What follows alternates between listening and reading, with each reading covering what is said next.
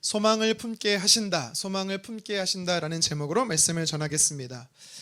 희귀 질환 중에 하나로 샤르코마리투스라는 질병이 있습니다. 혹시 여러분 들어보셨나요? 운동신경과 감각신경이 이제 마비가 오게 되는 거예요. 그래서 시간이 흐르면 손이나 발을 내 의지로 스스로 움직일 수가 없게 됩니다. 그래서 평생을요, 누군가의 도움으로 의지하며 살 수밖에 없게 되는 것이지요. 사진을 한 장 보여주시면 맨 왼쪽에 삼성의 고 이건희 회장님이시죠. 그리고 두 번째 가운데 사진은 그분의 따님인 우리 호텔신라의 대표 이부진 회장입니다. 오른쪽은 여러분 잘 모르실 수도 있는데 CJ그룹의 이재현 회장이에요. 이 세 사람이 모두 이 질병을 알았고 앓고 있습니다. 그러다 보니까 우리나라에서는요, 이 샤르코마리투스라는 병이 범삼성가의 병으로 더더욱 유명해져 있습니다. 2,500명 중에 1명이 걸릴 정도로 상당히 빈도가 높은 유전병이에요. 다음 사진을 보여주시면 2007년도에 KBS에서요, 인간극장에 이 샤르코마리투스라는 병에 걸린 모자 이야기가 5부작으로 나왔었습니다. 어머니도 마찬가지지만 아들도 똑같이 이 병을 앓게 된 거예요. 사실 이영화 씨는, 엄마인 이영화 씨는요, 어려서부터 이 병을 앓고 있었는데요, 결혼을 하고 나서 자녀를 너무 낳고 싶었는데 혹시라도 자녀가 자신처럼 이 질환을, 이 유전병을 앓게 될까봐 두려워서 자녀를 못 가졌어요. 그러다가 의사 선생님께서 유전 확률이 그렇게 높지 않을 것 같다라는 말에 힘입어서 이제 임신을 했고 자녀를 출산합니다. 서준이라는 아들을 낳았어요.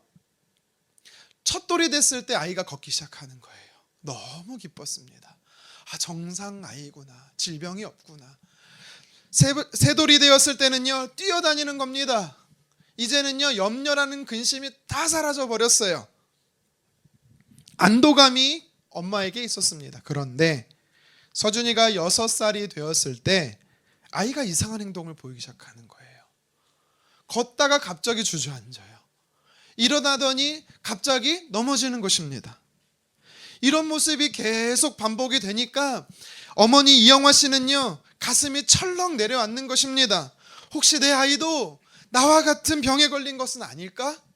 싸늘한 불안감이 엄습하기 시작했습니다.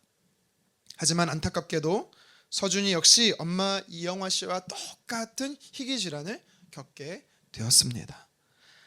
아이 아빠는요, 일찌감치 아내와 아들을 버리고 도망쳤어요.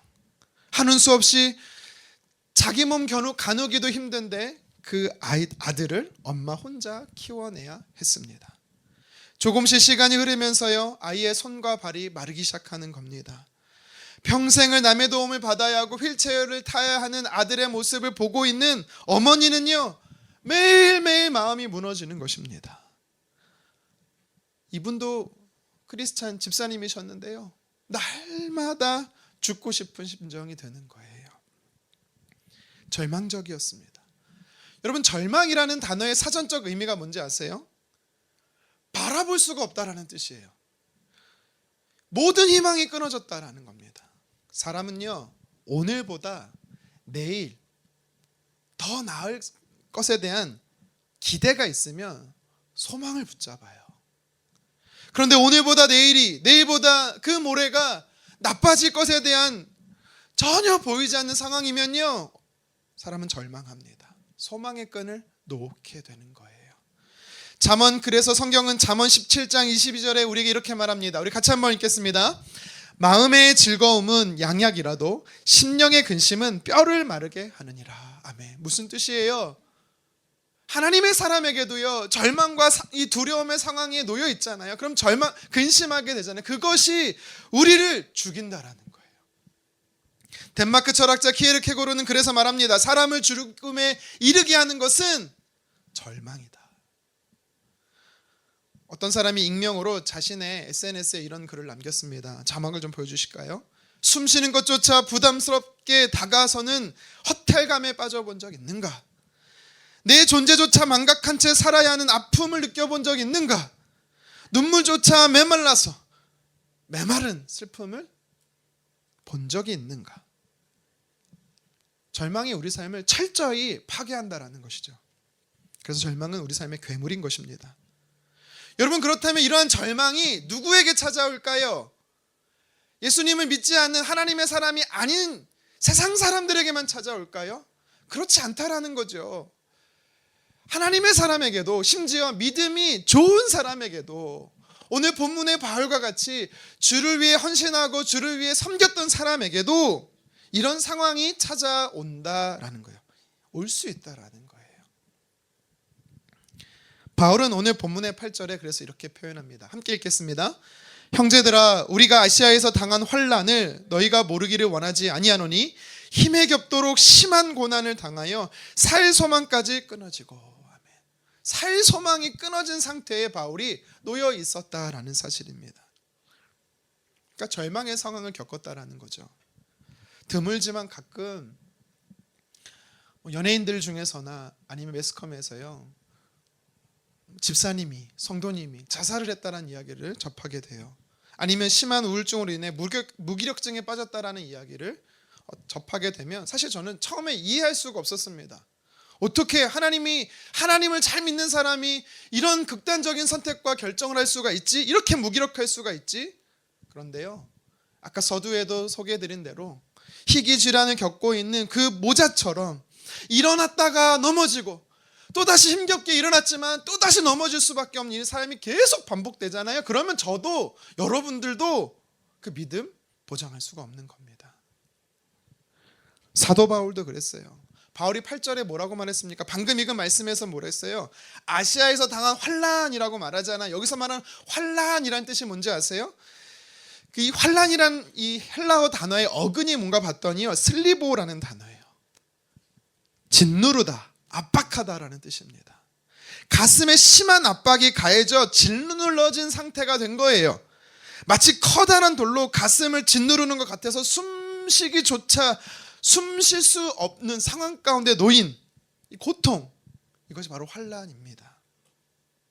그렇다면 바울이 당한 구체적인 환난이 무엇일까요? 오늘 본문에는 이 바울이 그 상황을 자세히 기록해 놓지 않기 때문에 알 수는 없지만 성경을 쭉 이렇게 우리가 자세히 이렇게 유추해서 읽어보면 사도행전 19장의 내용입니다. 바울이 지금의 튀르키예 지역인 에베소 지역에서요, 복음을 전하다가 큰 환난을 당합니다. 당시 에베소라는 지역은요, 우상 숭배가 만연했던 곳이거든요. 아데미 신을 섬기는데 이 아데미 신을 우상으로 만들어서 판매하는 일이 가장 사업이 잘 되는 일이었습니다. 그런데 3년 동안 바울이 에베소 지역에 머물면서 복음도 전할 뿐만 아니라 우상 숭배를 끊어내야 한다, 척결해야 한다라는 것을 계속해서 가르쳤어요. 그러니까 이 사업을 하던 대표적으로 이 데메드리오라는 사람이요, 자기의 사업에 수입에 큰 타격을 입는 거예요. 그래서 어떻게 하냐면 이 데메드리오라는 사람은요, 사람들을 충동질해서요, 이 바울과 함께 바울의 복음을 전하는 그 일행들을요, 원형 경기장에 잡아 놓습니다. 그래서 맹수들을 풀어서 갈기갈기 찢어 죽게 하는 맹수의 밥이 되게 하려고 해요. 그 상황 가운데 바울과 그의 일행이 놓이게 된 것입니다. 가까스로 이 서기장의 중재로 바울과 그의 일행은요, 목숨을 구할 수가 있었습니다. 죽음의 상황, 죽음의 문턱까지 다다랐었던 바울이에요. 살 소망이 끊어졌던 상황이었다라고 성경은 말하죠. 아무리 믿음이 좋은 사람도 어느 순간에 이제 끝이구나, 더 이상 희망이 없구나, 이런 절망 가운데 빠질 수 있다라는 거예요. 여러분, 믿음이 있는 사람들이나 믿음이 없는 사람들이나 똑같이 절망이 겪을 수가 있어요. 그런데요, 믿음의 사람에게는요, 믿음이 없는 사람과 세상 사람과 다른 큰 차이점이 한 가지 있습니다. 그것이 뭔지 아십니까? 결론이 다르다라는 거예요. 하나님을 알지 못하는 사람은요, 절망 그걸로 인해서요 그냥 끝나요. 체념하고 포기합니다. 하지만 하나님의 자녀들인 우리는 다릅니다. 성경은 분명히 다르다라고 말씀하세요. 어떻게 달라요? 하나님의 사람은 절망이 절망으로 끝나는 것이 아니라 절망이 변하여 소망이 되게 하신다라고 분명히 말씀하고 계세요. 하나님이 살아계시는데 어떻게 나에게 이런 일이 일어났는가?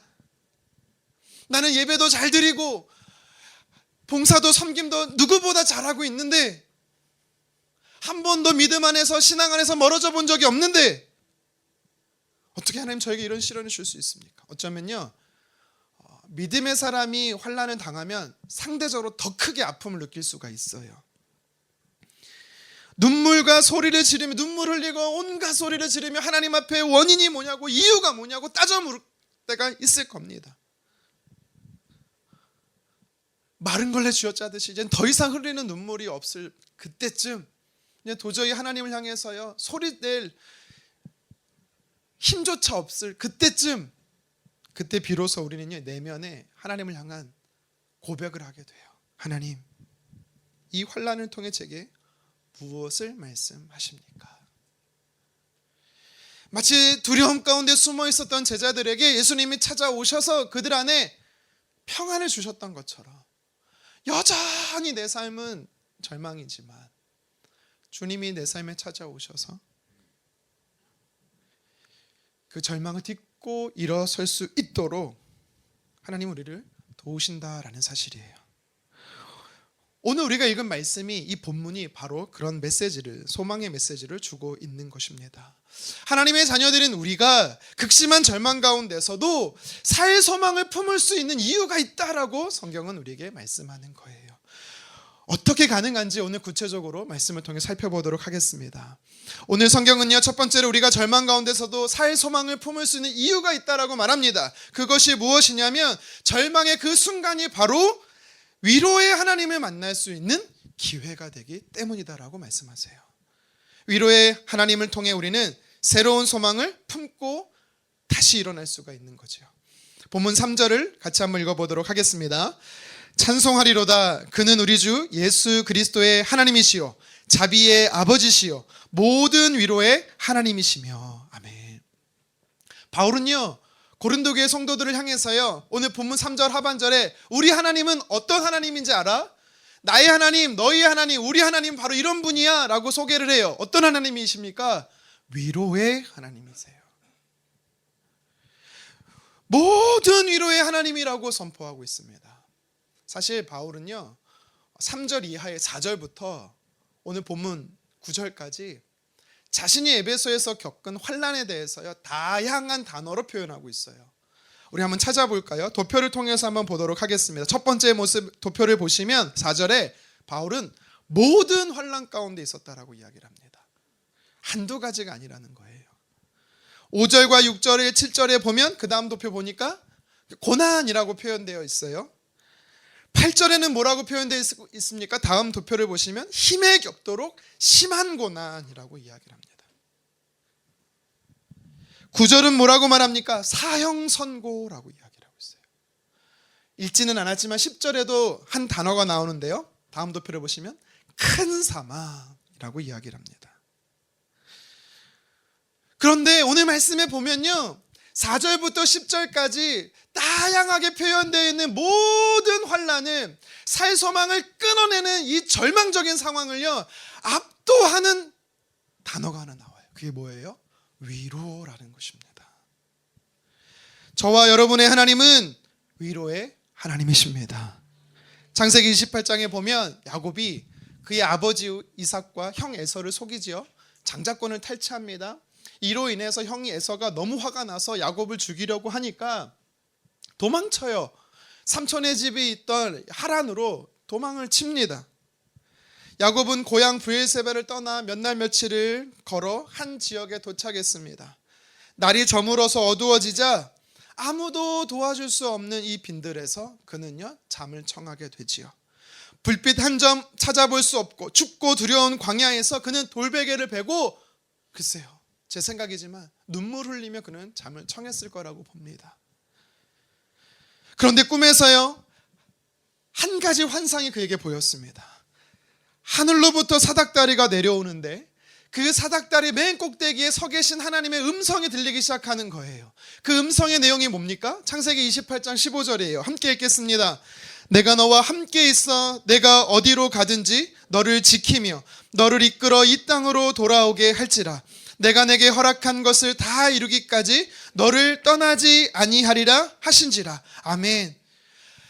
야곱이 하나님을 만났어요. 아니, 더 정확히 말하면 야곱의 삶에 하나님이 찾아오셨어요. 야곱의 삶에 찾아오신 그 하나님이 어떤 분이세요? 위로의 하나님이셨어요. 그가 하나님을 만난 장소가 어떤 곳입니까? 춥고 어둡고 맹수로 인해 언제 생명을 뺏길 줄 모르는 광야 빈들이었습니다. 한마디로 말해서 하나님은 그의 사랑하는 백성들이 절망의 자리에 있을 때, 내 힘으로는 도저히 안 될 때, 모든 희망이 다 끊어졌을 때 하나님께서는요 은혜의 사닥다리를 내려주신다라는 사실입니다. 저와 여러분의 삶에도 동일합니다. 오늘 성경이 뭐라고 말합니까? 모든 위로의 하나님이라고 말하세요. 에베소에 있었던 바울에게만 하나님이 위로를 주시는 분이 아니라, 고린도 교회 성도들에게만 하나님이 위로를 주시는 분이 아니라, 이 시대 하나님의 자녀인 저와 여러분에게도, 하나님이 위로가 필요한 사람들에게도 하나님은 그 위로를 주신다라는 거예요. 열왕기상 19장에 보면 엘리야 선지자가 나와요. 우리 몇 주 전에 이 열왕기상 18장의 말씀을 가지고 제가 여러 번 여러분과 말씀을 나눴어요. 18장의 내용이 뭡니까? 갈멜산에서요 1대 185로 이방 선지자와 싸워서요 이겼어. 영적 대승리를 거뒀던 엘리야 선지자예요. 그런데 19장에 이어지는 말씀이 뭐예요? 아하방의 아내 이세벨이 집요하게 계속적으로 엘리야를 공격하니까 엘리야 선지자가 큰 스트레스를 받는 거예요. 심각한 우울증에 시달려서 영적 침체에 빠집니다. 엘리야는 이세벨을 피해 하나님의 산 호렙에 이르고자 했지만 도달하지 못한 채 광야에 있던 한 나무, 로뎀나무 아래 쓰러집니다. 그리고는 하나님께 이렇게 기도하는 거예요. 하나님, 저의 생명을 걷어가 주십시오. 더 이상 견딜 힘이 없어요. 그렇게 기도하던 중에 엘리야가 잠들었어요. 성경에 보면 하나님께서 천사를 통해 엘리야에게 찾아오시지요. 2차례나 그 품에 어루만져 주십니다. 마실 물과 먹을 떡을 주시며 엘리야가 다시 일어나 걸어갈 수 있도록 하나님은 도와주셨어요. 야곱과 엘리야의 공통점이 뭐예요? 그들이 광야에 있을 때 하나님이 그들의 삶에 찾아오셨다라는 거지요. 찾아오신 하나님은 바로 위로의 하나님이셨다라는 사실입니다. 저와 여러분들의 하나님이 바로 어떤 하나님이십니까? 바울의 하나님이실 뿐만 아니라, 고린도 교회 성도들의 하나님이실 뿐만 아니라, 이 시대의 저와 여러분의 하나님은 위로의 하나님이신 것입니다. 내가 지쳐 쓰러져 있을 때, 일어날 힘 전혀 없을 때, 우리가 빈들과 같은 광야에 놓여 있을 때 하나님께서는 찾아오시고 위로해 주십니다. 작은 읊조림에도요 귀 기울여 주시는 분이세요. 사망의 음침한 골짜기에 내가 있는 것 같고 새벽빛처럼 빠르게 하나님에게서 멀어져 있는 것 같아도 그곳에, 그 현장에 하나님은요 찾아오시겠다라고 말씀하세요. 어떤 하나님으로요? 위로의 하나님으로요. 그래서 바울이 말한 것처럼 환난이나 심한 고난이나 사형 선고나 큰 사망과 같은 이 절망을요 하나님은요 압도하시는 위로의 은혜를 우리에게 부어주셔서 모든 것을 기억지 못하도록 회복해 주시는 은혜를 허락해 주십니다. 우리가 동서남북 사방이 막혀있다 할지라도 우린 여전히 우리 삶에는 위로 하나님을 향한 문이 열려 있음을 기억하시기를 바랍니다. 아버지를 부를 수 있는 하나님이 살아 계십니다. 그리고 그 하나님이 여전히 저와 여러분들을 사랑하실 뿐만 아니라 우리 삶에 찾아오셔서 도우시고 위로하시는 좋으신 분이십니다. 만약 지금 내가 또 우리의 가정이 바알과 같이 위태롭고 소망의 불꽃이 꺼져가는 상황이라면, 아니면 고린도 교회 성도들처럼 낙심되고 막막하다면 믿음의 눈을 열어서 하나님을 보시기를 간절히 소망합니다. 그때가 하나님을 만날 만한 때예요. 이사야 66장 13절에는요 어머니가 자식을 위로함 같이 아버지 되신 하나님이 저와 여러분들을 위로하시겠다라고 약속하십니다. 여러분, 그래서 내 삶에 찾아오시는 그 위로의 하나님을 만나기를, 다시 한번 주님의 이름으로 축원합니다. 계속해서 오늘 말씀을 통해서요, 우리가 위로의 사람 되게 소망의 사람이 되게 하시는 하나님의 은혜가 있어요. 그것이 무엇입니까? 오늘 성경이 우리에게 주는 두 번째 영적 메시지입니다. 하나님을 의지하게 하신다라는 거예요. 우리가 하나님을 의지할 수 있기 때문에 여러분, 우리는 소망의 사람으로 계속해서 살아갈 수가 있는 것입니다. 우리 본문 9절인데요, 함께 읽도록 하겠습니다. 우리는 우리 자신이 사형 선고를 받은 줄 알았으니 이는 우리로 자기를 의지하지 말고 오직 죽은 자를 다시 살리시는 하나님만 의지하게 하심이라. 아멘. 여러분, 비행기 타는 거 좋아하시죠? 저는 비행기 타는 걸 되게 좋아해요. 그래서요, 어디 안 나가도 공항에 놀러 가는 걸 되게 좋아해요. 근데 비행기를 타고 기체가 흔들리면 사실 두렵잖아요. 그렇죠? 굉장히 무섭습니다. 근데 저는요, 유독 긴장을 해요. 비행기가 흔들리면 유독 긴장합니다. 몸에 힘을 너무 주다 보니까 몸이 경직될 정도로 긴장을 해요. 왜 그러냐면 트라우마가 있는 건 아닌데 과거에 겪었던 한 사건 때문에 기체가 조금만 흔들려도 사실 그때가 생각이 나서요, 좀 두려움이 엄습해 올 때가 있어요. 저는 지금까지 인도 선교를 참 많이 갔습니다. 단기로 뭐 일주일이든 뭐 열흘이든 한 달씩 이렇게 해서 한 7번 정도 갔던 걸로 기억해요. 첫 번째였는지 두 번째였는지 사실 너무 오래돼서 기억이 정확하지는 않는데요, 보통 인도를 갈 때는 태국이 인도랑 가깝다 보니까 타이 항공을 타고 경유해서, 방콕을 경유해서 이렇게 인도로 들어가거든요. 근데 그때는 좀 싸게 가려고 중국을 경유해서 인도 항공을 타고 들어갔습니다. 인디아 항공. 여러분, 타지 마세요, 그거.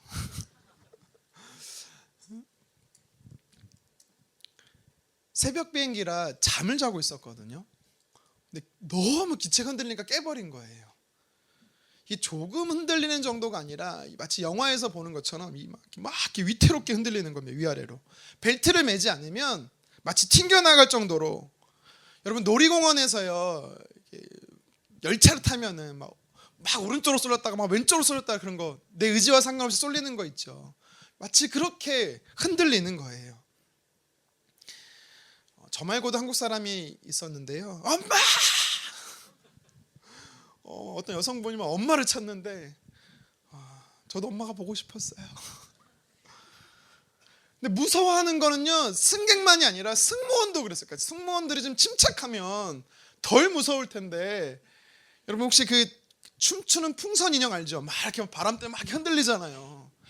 이분들이 이렇게 복도를 따라가면서요, 막 흔들리시면서 하는 말이 뭐 벵갈어인지 힌디어인지는 모르겠어요. 자기들끼리 여러분 컴다운 하세요, 괜찮아서 이렇게 하면 괜찮은데 자기들끼리 막 무섭다고 하는 느낌을 제가 받았어요.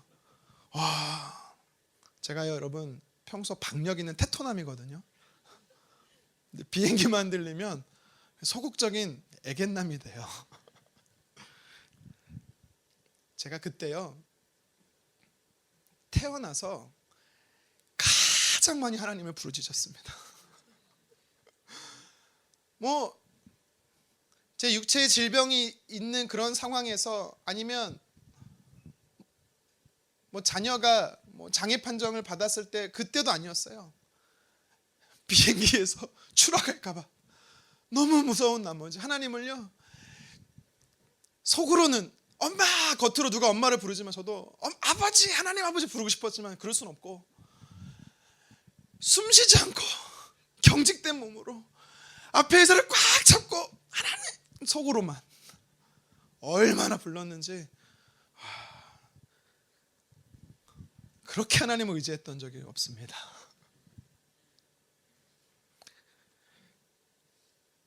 고개 같은 비행이 마치고 목적지에 도착을 했어요. 랜딩을 했습니다. 사람들이 살았다고 박수는 막 치는 거예요. 저도 박수 쳤어요. 하나님 감사합니다. 박수 쳤어요. 그리고 결정했습니다. 다시는 이 항공사 타나 봐라. 근데 우리 여성분들이 출산의 고통 이후에 다시는 아기를 안 낳는다 그러지만 또 낳죠. 그 이후로 저도 인도 갈 때 몇 번 더 탔어요. 제가 뭘 말하고 싶으냐면, 물론 사람들은요 결국에 비행기를 기장이 운전을 잘해서 잘 안 탔겠지라고 생각하겠지만, 저는요 지금도 그렇게 생각하지 않습니다. 하나님이 도와주셨다. 하나님 살려주셨다. 하나님을 의지하는 사람 10사람만 있으면 소돔과 고모라 땅에 하나님이 진노하지 않겠다라고 하셨던 것을 저는 믿어요. 그 위기의 순간에 하나님을 의지하는 사람이 저만 있었겠습니까? 비행기에? 최소 10사람 있었겠죠. 하나님 그들을 의지하는 하나님의 사람들을 보시고 살려줬다고 저는 믿습니다. 물론 모두 다 그렇게 설명하면 안 되겠지만, 사람은요 저처럼 목숨이 위태롭고 절박한 상황이 닥쳐야 하나님을 의지합니다.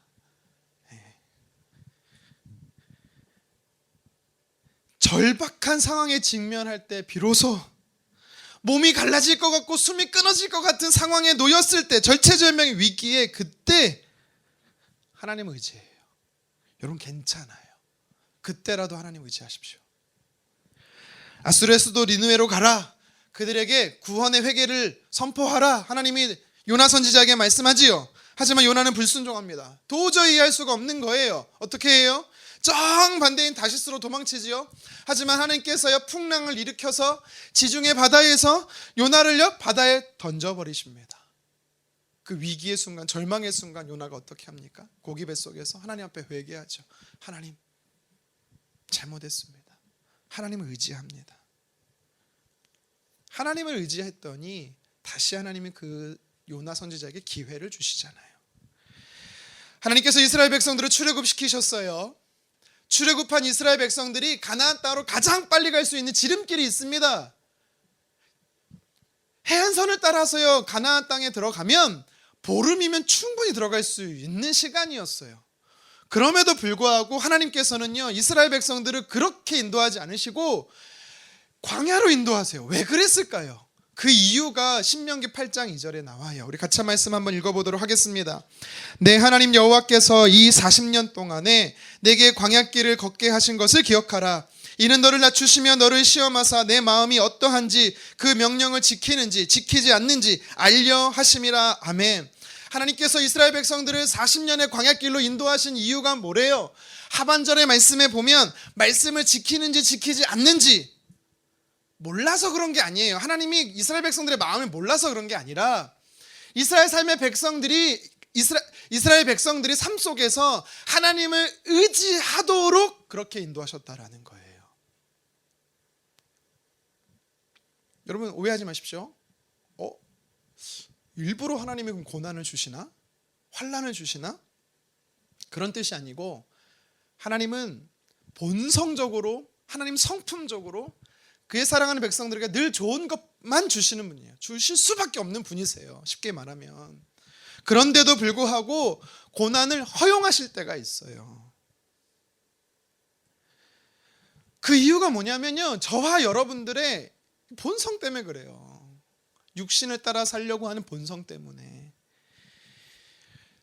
하나님을 의지하면 좋은데 하나님 없이 사는 게 우리 평소 모습이에요. 하나님을 패싱해요.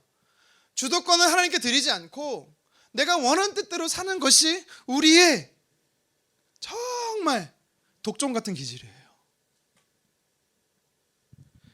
하나님은 우리 삶에 고난이 찾아왔을 때 물론 피하게도 하실 수 있는 분이십니다. 하지만 때로는 허용하실 때가 있어요. 왜요? 하나님을 의지하게 하려고. 하나님을 의지해야만 살 수 있으니까. 여러분 하나님께서 고난을 허용하신다라는 것은 팔짱 끼고 무관심한다는 게 절대 아니에요. 하나님은 그 순간에도 그의 백성들에게 주목하고 계시고 하나님의 강권하시는 주권이 그 뜻 안에 그 고난도 허용하신다라는 뜻입니다. 나는 모르지만 하나님은 아신다라는 믿음, 나는 할 수 없지만 하나님은 하실 수 있다라는 이 믿음, 그래서 말씀을 붙잡는, 하나님을 붙잡는 이것, 여러분 이게 바로 하나님을 의지하는 구체적인 태도입니다. 하나님을 우리가 의지하잖아요. 그러면 하나님께서 친히 인도하실 뿐만 아니라 하나님이 책임져 주시는 삶을 우리는 살 수가 있게 되는 거죠. 그래서 하나님께서는 그의 사랑하는 자녀들이 하나님을 의지하도록 때로는 고난을 허용하시기도 해요. 기억하십시오. 우리가 감당할 수 없는 시험은 고난을 허락지 않으세요. 그리고 고난 중에 피할 길을 반드시 주시는 하나님이십니다. 그래서 능히 고난을 감당케 하시는 거예요. 믿으시기를 바랍니다. 그래서 하나님의 자녀에게는 고난이 끝이 아닙니다. 하나님은 우리에게 소망의 길을 반드시 열어주세요. 시편 기자도 그래서 이렇게 고백합니다. 함께 시편 116편 8절 읽겠습니다. 주께서 내 영혼을 사망에서 내 눈을 눈물에서 내 발을 넘어짐에서 건지셨나이다. 눈물, 사망, 눈물, 넘어짐, 이게 끝이 아니라는 겁니다. 건지신다라는 거예요. 이어서 잠언 3장 26절도 함께 읽겠습니다. 대저 여호와는 내가 의지할 이시니라. 내 발을 지켜 걸리지 않게 하시리라. 아멘. 하나님이여 우리가 넘어지지 않도록 실족하지 않도록 지켜주신다라고 말씀합니다. 뿐만 아니라 우리의 발, 우리의 인생의 걸음걸이를 하나님께서 지켜주시는 분이래요. 여러분 넘어지셨습니까? 하나님을 의지하시기를 바랍니다. 어디로 가야 할지 모르십니까? 하나님을 더더욱 의지하시기를 바랍니다. 우리는 하나님을 의지할 때 새 힘을 얻어 다시 일어날 수가 있는 것입니다. 살 소망을 얻게 되는 것입니다. 저와 여러분들이 어떤 절망이 찾아왔다 할지라도 그 상황 속에서 나의 삶에 찾아와 위로하시는 그 하나님을 의지하기를 주님의 이름으로 축원합니다. 한 가지만 더 살펴보겠습니다. 오늘 본문을 통해 성경이 우리에게 주는 영적 메시지가 있어요. 그것이 무엇이냐면 하나님은 저와 여러분들을 고난 중에 환난 중에 찾아오셔서 위로하실 뿐만 아니라 그래서 그 하나님의 위로를 누리기 위해 하나님을 의지하게 하시는 것뿐만 아니라 위로받은 자로서 누군가를 위로자 되게 하신다라는 사실을 오늘 성경이 우리에게 이야기하고 있는 것입니다. 우리 4절을 다시 한번 읽도록 하겠습니다. 시작. 우리의 모든 환난 중에서 우리를 위로하사 우리로 하여금 하나님께 받는 위로로서 모든 환난 중에 있는 자들을 능히 위로하게 하시는 이시로다. 아멘. 하나님이 어떤 분이다라고 바울은 이야기하고 있습니까? 3절에서는 모든 위로의 하나님이다. 하나님은 너를 위로하신다라고 말씀하실 뿐만 아니라 4절에서는 뭐라고 말하고 있어요? 그 위로를 경험했으면 거기서 끝나는 것이 아니라 누군가를 위로할 수 있는 사람으로 저와 여러분들에게 새 사명을 주신다라고 이야기하는 것이죠. 바울은 구원을 값없이 받았기에 복음을 전하지 않으면 복음의 빚진 자로서 견딜 수 없다라고 이야기를 하죠. 비슷한 맥락인 거예요. 하나님이 나에게 위로를 주셨기 때문에 내가 그 위로를 반드시 나눠야 한다라고 이야기하고 있는 거예요. 에베소 지역에서 살 소망이 끊어진 상태에서 하나님이 찾아오셔서 위로하셨고 구해주셨던 그 하나님의 은혜, 그 은혜로 인하여서 고난을 통과하고 나니까 고린도 교회 성도들이 과거의 나처럼 바울처럼 똑같은 환난을 당하고 있으니 그 모습을 보면서 바울은 그들을 위로할 수 있었다라는 겁니다. 우리는 지체들의 슬픔과 아픔, 눈물을 모른 채 해서는 안 되는 겁니다. 내가 하나님께 위로를 받았다면 누군가를 위로할 수 있는 격려자가, 위로자가 되어야 되는 것입니다. 하나님께서는 저와 여러분들을 통해 많은 사람들의 눈물을 닦아주기 원하세요. 그래서 우리에게 잠시 그 눈물의 시간을 통과하게 하시는 겁니다. 20세기 세계적인 부흥사였던 빌리 그레함 목사님, 여러분들 잘 아실 거예요.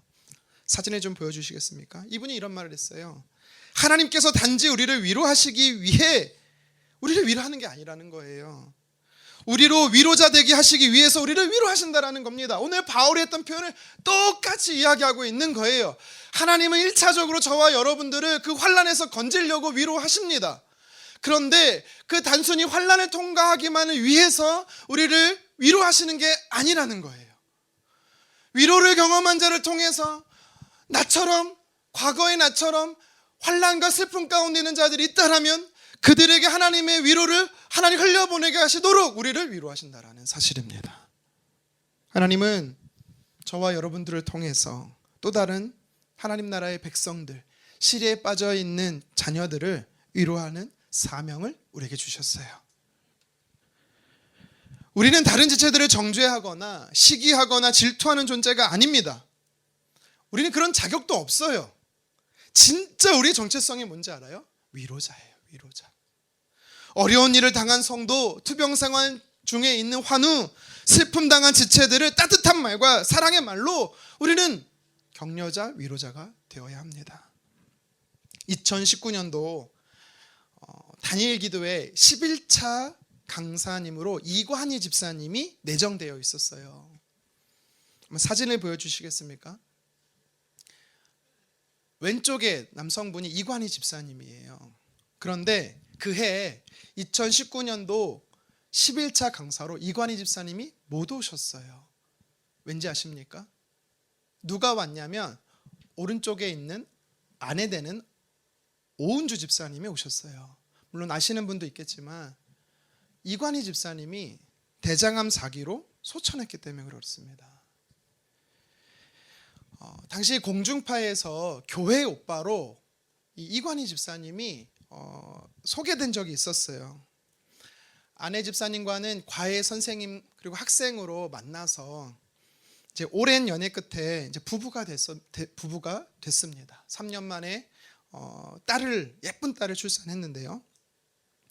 오은지 집사님이 딸을 출산하고 산후조리원에서 나오는 그날 남편 이관희 집사님이 37이라는 젊은 나이에 대장암 4기를 진단받았습니다. 사망 확률 95%. 그러니까 살 소망이 5%밖에 안 됐던 거예요. 불행은 홀로 오지 않는다고 아들 이관희 집사님이 4기 대장암 진단을 받자 이 집사님의 친어머니가요 충격을 너무 받은 나머지 심한 우울증에 빠지고 끝내는 생을 마감했어요.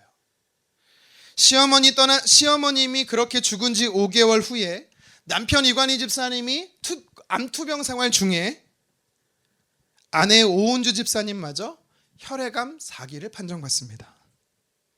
욥의 삶처럼 이 가정이 어려움에 처한 거예요. 그런데 이 두 분은요 절망적이지 않았어요. 공중파에서 나온 영상을 보니까요 두 분이 교회에 가서 특송을 부르면서 하나님께 감사하다라는 고백이 잠시 나와요. 아무래도 공중파다 보니까 예수님을 전할 수는 없었던 거지요. 그런 짤막한 모습이었지만 그 모습을 보고 세상 사람들은요 위로와 격려를 받는 거예요. 고인이 되신 이관희 집사님이 한 교회에서 간증했던 모습을 제가 영상으로 본 적이 있는데요. 그 공중파를 소개하면서 이렇게 얘기하더라고요. 알지도 못하는 사람 또 지인 중에 믿지 않는 사람들이 자신에게 연락을 하는 거예요. 그러면서 하는 말이 너무 고맙다. 내 삶의 위로가 된다. 나도 두 사람처럼 예수님 하나님 믿고 싶다 라는 고백들이요 그 KBS 공중파를 통해서 사람들이 믿게 됐다라는 거예요. 고 이관희 집사는 이렇게 말합니다. 자기는 아무것도 아닌데 그냥 대장암에 걸린 암 환자일 뿐인데 이런 부족한 나를 하나님께서 사용하셔서 누군가에게 복음이 전해지게 하고 누군가의 삶의 위로가 되게 하시니 그저 감사할 뿐입니다 라는 간증을 마무리하셨어요. 여러분 모든 환난과 모든 고난이 설명되면 좋겠지만 다 그러지 않아요. 성경은 그렇게 얘기를 하지 않아요. 그런데 분명한 사실은요 하나님께서 우리에게 잠시 환난과 고난을 주는 이유가 있대요. 그리고 그것을 통과하게 하시는 뜻이 있대요. 왜요? 저의 삶에 건짐을 얻는 것으로 끝나는 것이 아니라 하나님은 저와 여러분의 삶에 하나님의 그 위로함을 통해서 내 주변에 누군가를 위로하게 하시는 위로자로서 저와 여러분들을 사용하기 원하시기 때문에 그렇습니다. 바울은 사형 선고를 받은 것처럼 살 소망이 없었다라고 이야기를 합니다. 그처럼 극심한 환난을 당했다라는 거죠. 이 과정을 통과하고 나니까 바울은요 고린도 교회 성도들의 환난이 눈에 보였고요 그들에게 위로할 수 있는 참된 위로자가 하나님의 위로의 메신저가 될 수 있었던 것입니다. 여러분 그래서 환난, 고난이라는 과정은요 누군가를 위로할 수 있는 라이센스, 영적 자격증을 취득하는 과정과 같은 것입니다. 하나님 앞에 우리는 믿음이 성장해야 돼요. 믿음이 자라야 돼요. 하나님이 우리를 관심 갖게 보실 때 주목하시는 것 중 하나가 우리의 믿음이 그리스도의 장성한 분량에 이르는 것을 원하세요. 하나님은 우리가 성장하도록 다양한 방법을 우리에게 허용하십니다. 그런데 그 중에 한 가지가 뭐냐면 환난이라는 거예요. 고난이라는 것입니다.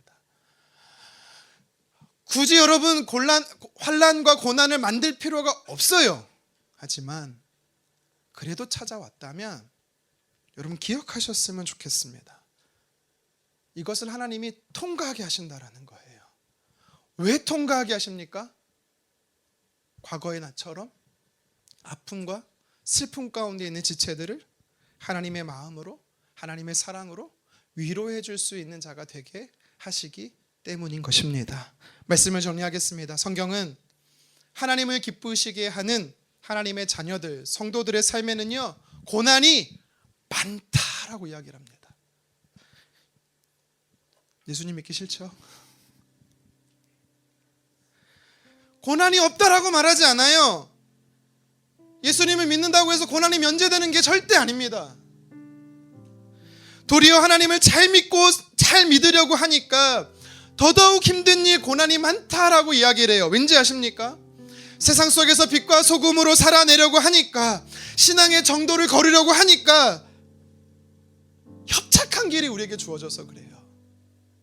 반대로요, 말씀에서 멀어지고 살잖아요. 하나님 없이 살잖아요. 그러면요, 우리 삶은 대로예요. 쉽습니다. 고난이 안 찾아올 수 있어요. 하지만 하나님께서는 오늘 우리에게 무엇을 말씀하십니까? 믿음 안에서요, 고난이 있을 수 있다라는 거예요. 올 한 해 돌아보십시오. 이제 열흘밖에 남지 않았는데요, 왜 이렇게 올 한 해 내 삶에 고난이 많았을까? 물론 내 죄와 내 잘못으로 온 고난도 있습니다. 그런데요, 이유 모를 고난도 있어요. 하나님이 여러분의 삶에 위로하고 싶었던 거예요. 하나님이 여러분의 삶에 찾아오셔서 하나님만 절대적으로 의지하도록 여러분들을 붙잡아 주시고 있는 것입니다. 하나님은 현실적이고 구체적인 참된 위로를 저와 여러분의 삶에 허락하시는 분이십니다. 에베소에서 어려움을 당한 바울과 같이 지금 내가 고통의 현실 속에 처해 있다면 여러분, 우리는 절대적으로 하나님을 의지해야 하는 것입니다. 그래야 소망의 사람으로 소망을 품고 살아갈 수가 있는 것입니다. 그리고 고난을 통과하셨다면 환난이 끝난 것으로 만족하지 마십시오. 나를 향하신 하나님의 더 크신 계획과 더 놀라운 사명이 우리에게 주어집니다. 바로 위로자 되게 하신다라는 거죠. 그래서 저와 여러분들이 하나님의 성품을 닮아 하나님의 마음으로 누군가를 위로하는, 소망의 메시지를 전하는 위로자 되기를 주님의 이름으로 축원합니다.